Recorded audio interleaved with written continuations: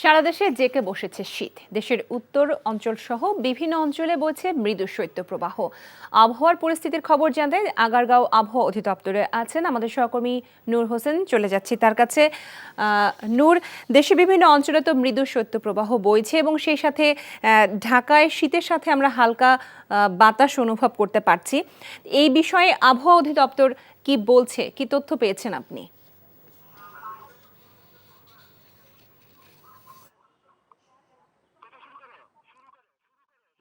একটু আগে আমরা আবহাওয়াবিদ বজ্র রশিদের সঙ্গে কথা বলেছি। তিনি বলেছেন আজকে সারা দেশে যে তাপমাত্রা রয়েছে আগামীকাল এবং পরশু, অর্থাৎ আগামী 2 দিনে তাপমাত্রা আরও কিছুটা কমতে পারে, যার কারণে দেশের বিভিন্ন অঞ্চলে শীতের যে মাত্রা, শীতের যে তীব্রতা সেটি আরও বাড়তে পারে। তবে তারপরে 3-4 দিন সারা দেশের মানুষের কাছেই স্বস্তি আসবে, তাপমাত্রার পরিমাণ কিছুটা বাড়বে।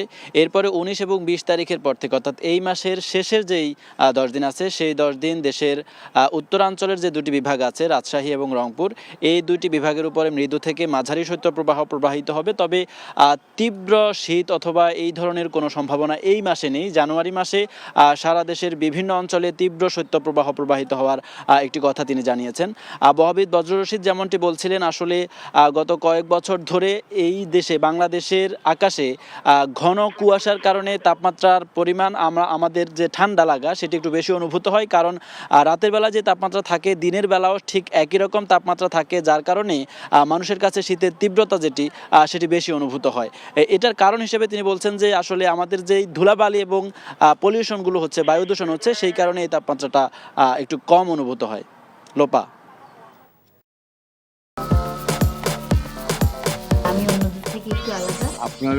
আমার অনেক পছন্দ, মানে আমি তোমার ছাড়া কাউরে কোনোদিন ভালোবাসি নাই। এই পুকুরটা তোমাকে লিজ নেওয়ার ব্যবস্থা করে দেবো। বদুল্লে চাকরিটা খাই দাও যায় না? আমি যদি সুরজ মিয়া সাইকেলের সামনে বসা ঘুরা বেড়াই, তোমার কেমন লাগবে কৌতো?